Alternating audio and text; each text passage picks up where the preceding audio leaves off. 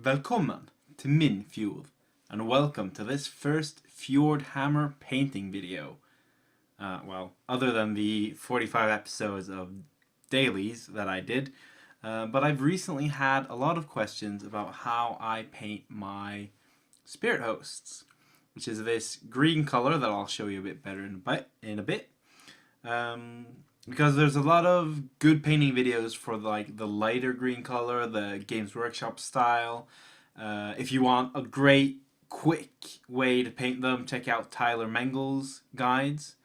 But I figured I need to paint this guy for malign importance, and I'll, kill two Stormcast with one time blade, whatever it's called. So, on to the video. So this is what my spirit host look like up close. Hopefully the color balance is alright in this image. As you can see, it's a much darker, it's a much deeper color of green than a lot of the color schemes you see online is. There's a lot of like different tones in the green colors. And for me, it's all about capturing the green sort of energy mist that you see in a lot of the art. In the art, the greens aren't all that light. They're usually quite dark. They're very strong. And I wanted to capture that effect. You also have the sort of lightness on the face here that draws your attention to the faces of the spirits. So that's... I'm going to show you guys the techniques. It's actually very, very simple. And the first steps that we're going to do here is the simple, like we have all the paints in the back here, but step one is a base coat of Incubi Darkness, a wet brush of Cabalite Green, a wet brush of Warpstone Glow, and an all-over shade of Beal Tan Green. So I'm gonna get to work on my little monster guy here, and I'll show you what it looks like. Alright, so step one's probably not the world's most interesting step. It's just two nice thin coats of Incubi Darkness. I also painted the base while the Incubi was drying. But the next step is the one that's going to start getting a bit more interesting. So, what do I mean with step 2 being a bit more interesting? Well, you see now that I've painted him in a bit. And what I've used is a technique called overbrushing, which is really just paint. You guys can see the pot down here. Pretty much just straight from the pot. Just get rid of a bit. And just start painting it in. Like, this is a messy, not very smooth technique in any way. And it's not supposed to be. The entire point of this painting technique is that you get that mystical, ghostly feel. So you're just painting this over. Like, make sure your paint's thin enough that you can actually get the detail, but you don't have to worry too much. And again, you want to paint all the raised areas. Don't worry. Like, you want to miss a lot of like the inner areas here, but you don't need to actually like watch out too much. Just paint over it. Seriously, it's a lot of this is going to blend together in the end, and it's going to give you that ethereal effect. And I'm really not worrying too much, as you guys can sort of see. Now, I know this isn't quite like Duncan video quality stuff, but bear with me. Now, the only thing that I want you guys to watch out for if you're trying this technique is like small details like the hand. Just make sure that your paint's thin enough when you're painting these, because you don't want to like paint over the fingers and lose that detail. But anyways, on to the next color. Now we're on to the third color, which is Warpstone Glow. And already now you can start to see how that ghostly green effect is going to turn out. I've used pretty much the same technique as before, just overbrushing. Very, very simple technique. I'm gonna show you guys. Like, all I do with a brush is just like take a nice blob, get some off. Like, you want some on there, but you don't want so much that you lose all your detail. And then it's just a matter of just painting it on.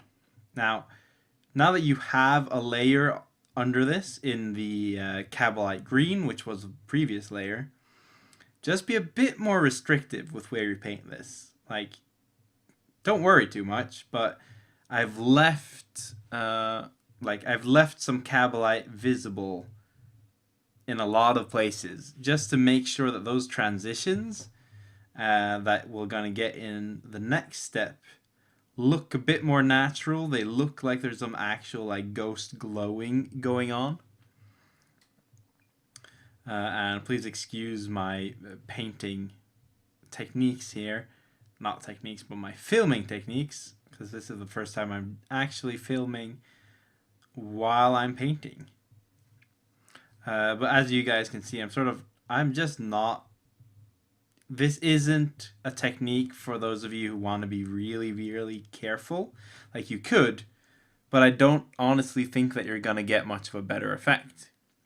So this is the Warpstone Glow, and next up is the shade. So next up is our good friend Beal Tang Green. This is going to be your all over shade. Everything that's spirity at all is going to be covered in this.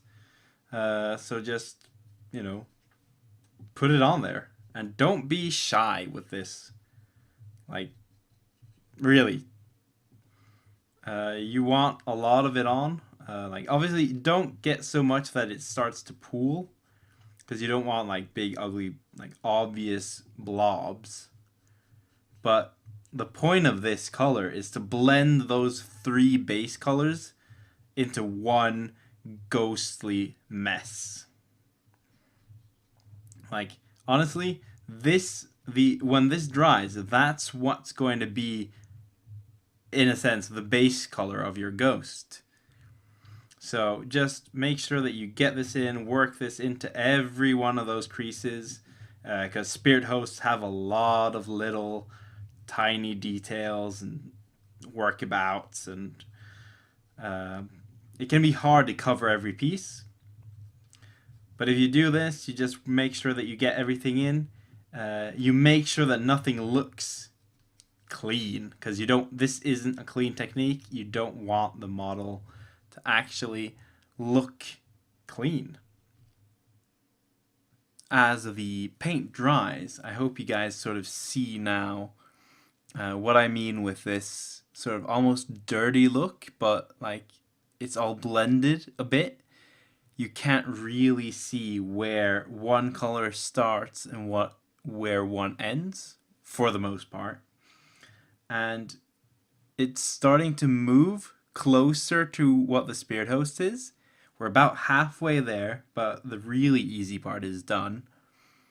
You can see the similarities a bit more on the backs here. On areas like here, just because I don't have an extra hand for a brush, you can see how the colors just sort of blend a bit together, except for the highlights. So that's going to be our next step, is to grab the Sybarite green and start highlighting. So this is what the model looks like with the layer of Sybarite green painted on it. Now this is where you want to start being a bit more careful. I've used a detail brush. Well, that's not very easy to see, but something like a small layer brush from Games Workshop.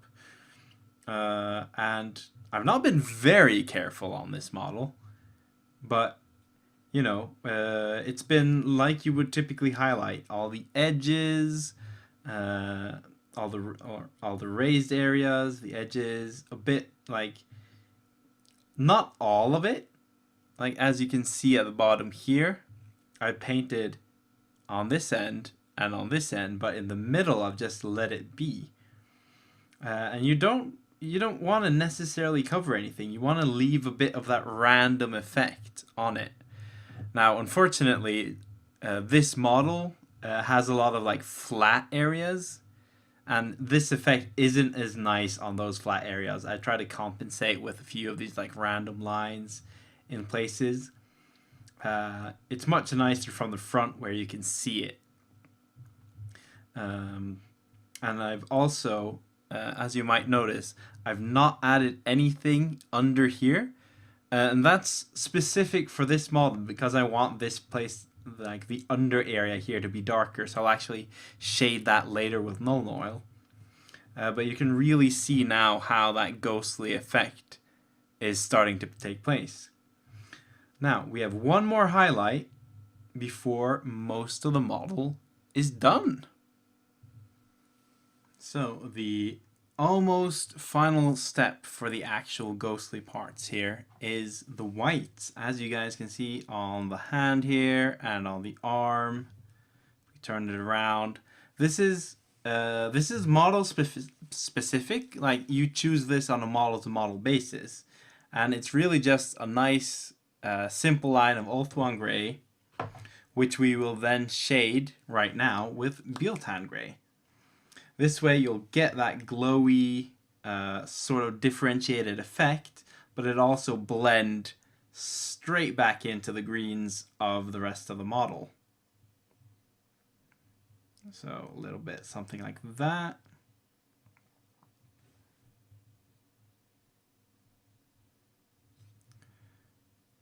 And a little bit something like that. Again, none of these techniques need to be super precise, but as I mentioned earlier, like on the fingers, you want to be able to see the digits and see the difference between them. And that's really all there is for this. Now, this model is going to dry for a bit, and I'm going to show you the effect of the ghostly parts, and then we're going to go to the completed model. And there we go with the completed effect. So, as you can see, now we have a sort of swirly, ghostly effect on this model. Now it's easier to see on some parts, like down here. Again, the general shape of this model, it doesn't quite fit the effect as well as the old Spirit Hosts do. But I think it's still really cool. It's an interesting and a different sort of green. But we're not quite done yet. As you see, the faces are a bit wider on this, and I want to do something on that for this model as well. So just to give you guys the Ghetto 360 video. One of the advantages that this model has that the old Spirit Hosts don't have is that there's a lot of elements that break up the spirit parts. So when all of this is sort of painted in as well to give you that break, that green ghost effect will pop even more. And here's the finished model. So this is the completed Knight of Shrouds, now with all the detail painted in. You can see that I've gone for a sort of contrasting scheme.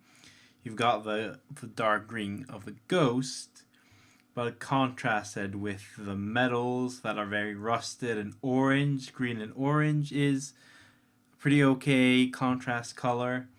I've got a bit of blue in here just to get some spot colors on it, and also the purple here because purple is the color of my army, so I need it somewhere on the model.